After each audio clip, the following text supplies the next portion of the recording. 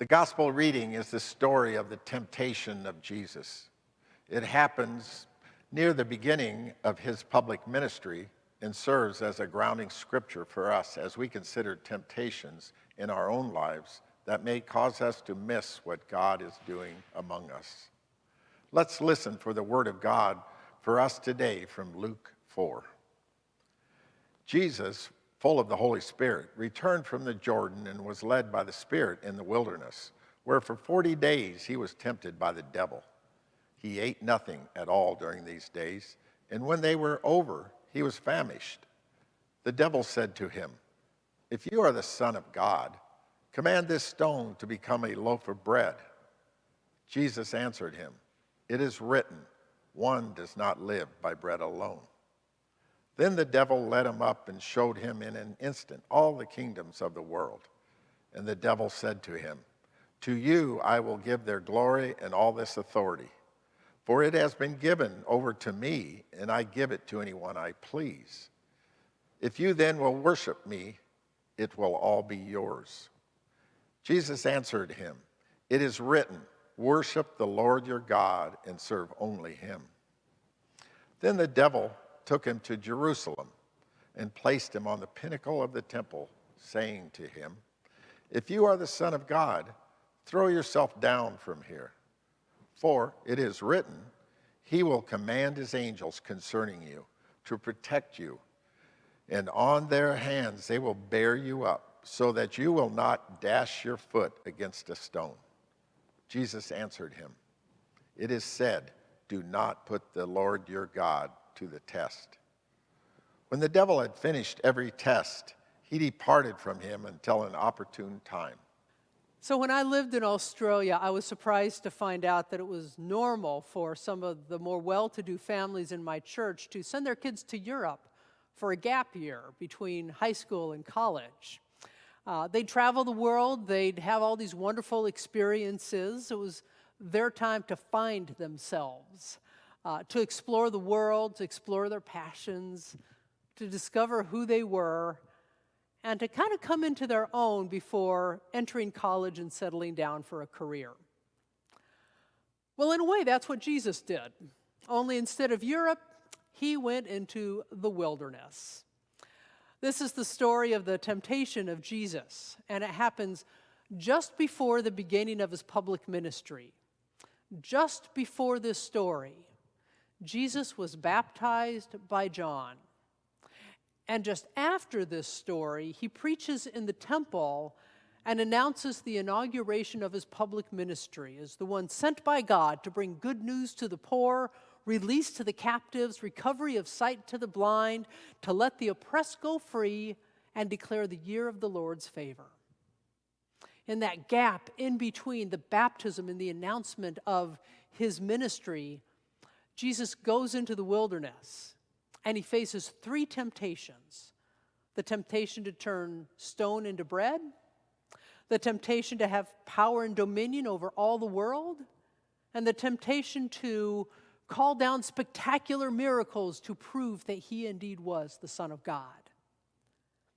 Collectively, they're the temptation to be great. I mean, just imagine, in the blink of an eye, eradicating world hunger. Imagine having the power to direct armies and resources. You could stop the war against Ukraine in a heartbeat, saving lives. You could reframe justice in light of God's justice, where everyone has everything they need to thrive, to not be afraid. And those who try to assert their power over others, you can neutralize. Imagine having all the power of God at your fingertips. You could heal the world. Of course, the ironic thing is that Jesus already had all that power. He could do all of that, but he didn't have to prove it to anybody. But this was Jesus' gap year, gap 40 days, when he really made it clear who he was and what he was about.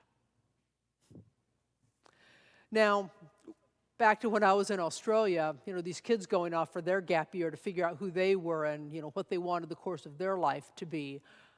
I loved visiting with them when they returned.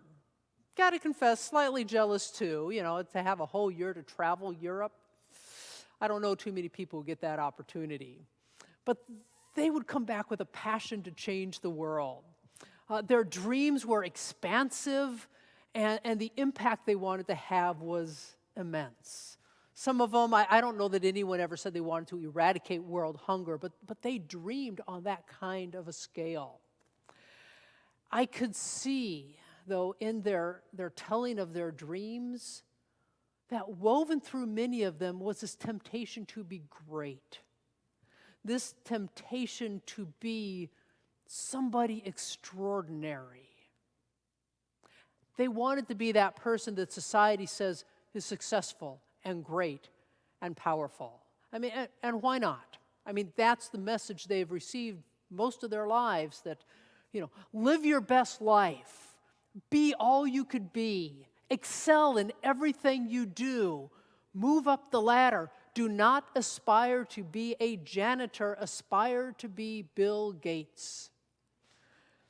You see, in our society, we value those who make a name for themselves, those who are the best in their field, whether that be pro athletes or scientists. Those who aren't at the top, well, not everybody could be the best, right?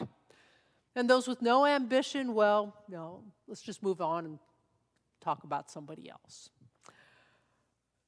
I have to admit, I found myself one day realizing that I'd been judging people unfairly, those who weren't striving for something, extraordinary or great in their life. I was on a plane sitting next to a young man who just graduated from community college, and I asked him what he studied, and he studied multimedia and information technology. Awesome. We need that in our world. So I asked him what he was going to do with his education. And I was expecting to hear something about, solving some deep, significant problem or even developing new games. That's quite creative there and something I can't do, developing new games for virtual reality and things like that. But no, he was quite clear. He was not interested in any of that. He had no desire to develop something new. He had no desire to create something that hadn't been done before. No desire to solve some unsolved problem. No, he was simply an installer.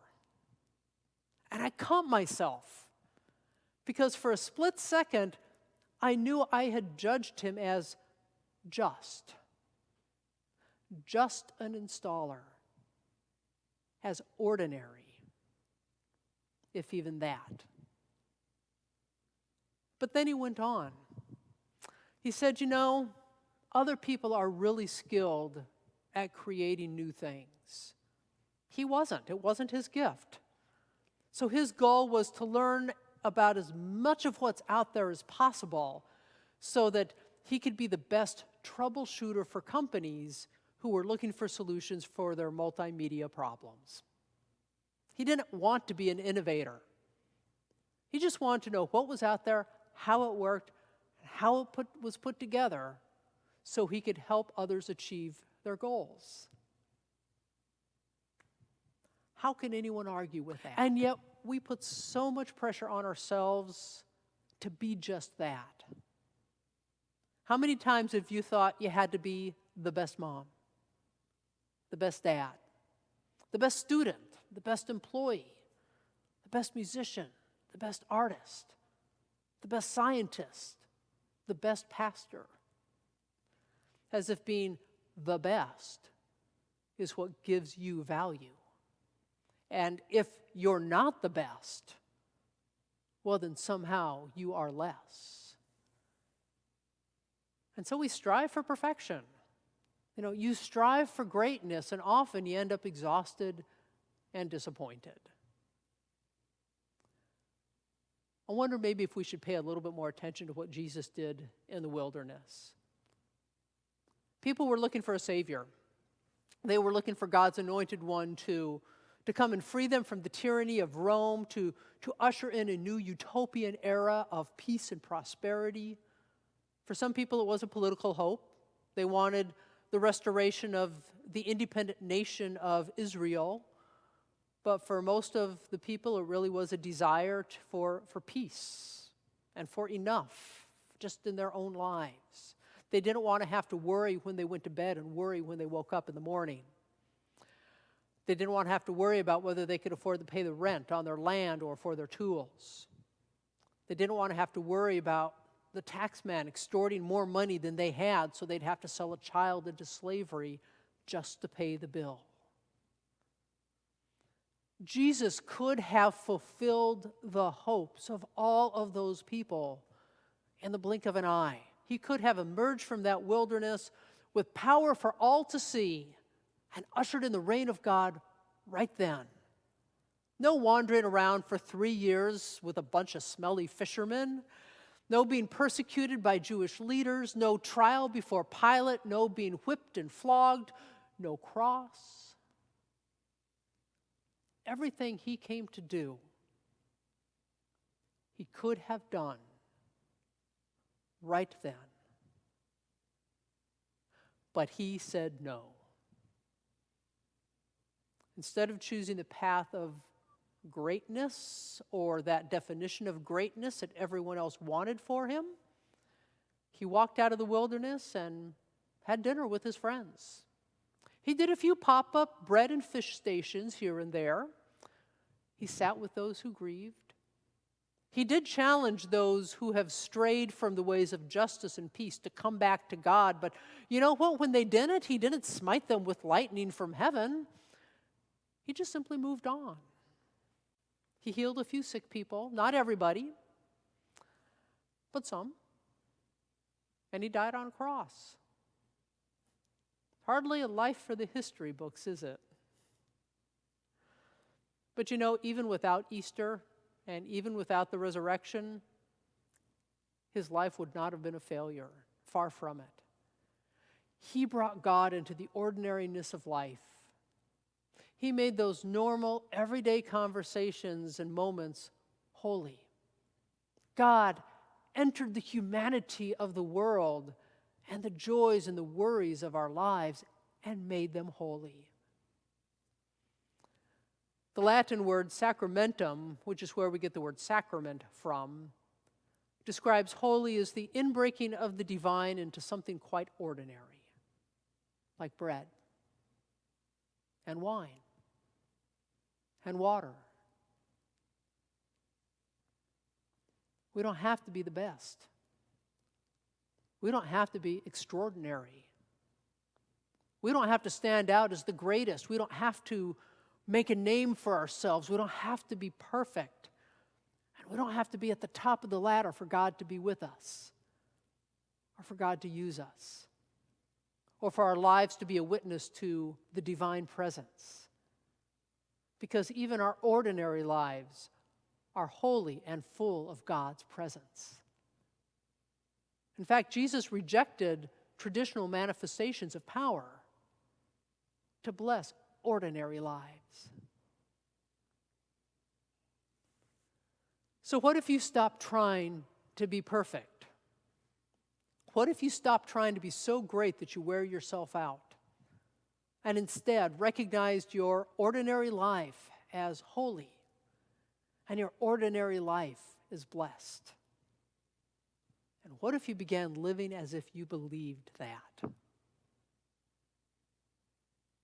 St. Teresa of Lisieux was a French Carmelite nun in the late 19th century. She entered the convent at age 15, and she devoted her life, as many young nuns did in those days, to a life of praying and serving and writing. There was nothing exemplary about her. In fact, even the other sisters in her order said there was nothing exceptional about her, until she contracted tuberculosis. Knowing she would die soon, and she died at the age of 24, she decided that her ordinary life would be filled with limitless love. She called it the little way. She wrote, "Love proves itself by deeds, so how am I to show my love? Great deeds are forbidden me. The only way I can prove my love is by scattering flowers, and these flowers are every little sacrifice, every glance and word, and the doing of the least actions for love. As an example of what this looked like in her ordinary life, she wrote about how much care she put into folding napkins at the dinner table. She completed the task with as much love and attention as if Jesus himself was coming to dine with her. She brought an awareness of God into every moment, every thought, and every action. Her life wasn't about being great or accomplishing some great feat. It was about being aware of God in every moment and every thought and every action. And her whole ordinary, dull, non-exemplary life became a beacon pointing to the divine presence. What if you brought that same awareness to your ordinary lives? Would it change how you live? Would it change your priorities? Would it change how you approached even the most mundane tasks or conversations?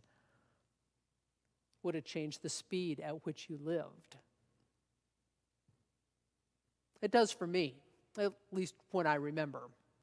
When I intentionally bring an awareness of God's presence into my day, I actually do go through my motions of the day slower. Some people would call this the practice of mindfulness, being mindful that God is present in even the most mundane tasks of the day. But I'm more aware of what I'm doing and how it affects those around me.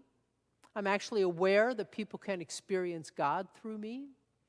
And I'm less focused on being perfect or accomplishing great things because I begin to internalize the fact that God doesn't demand perfection. God desires me just as I am with my imperfect, good enough life and my imperfect, good enough faith. And just as Jesus did with Peter and Thomas and all of those other imperfect disciples, God can do amazing things with me, half of which or more I will probably never know about. So it's about faithfulness and not perfection. It's about living with integrity and not with greatness. It's about being your unique self and not what someone else expects you to be. The temptations in this world are great, and the temptation to be great is huge in itself. May you be tempted to get off the ladder. May you be tempted to stop trying to be what society or someone else says you should be. May you be tempted to discover the holiness of God within you and around you in every moment, in every action, in every encounter. And may you be tempted to never forget that you are good enough.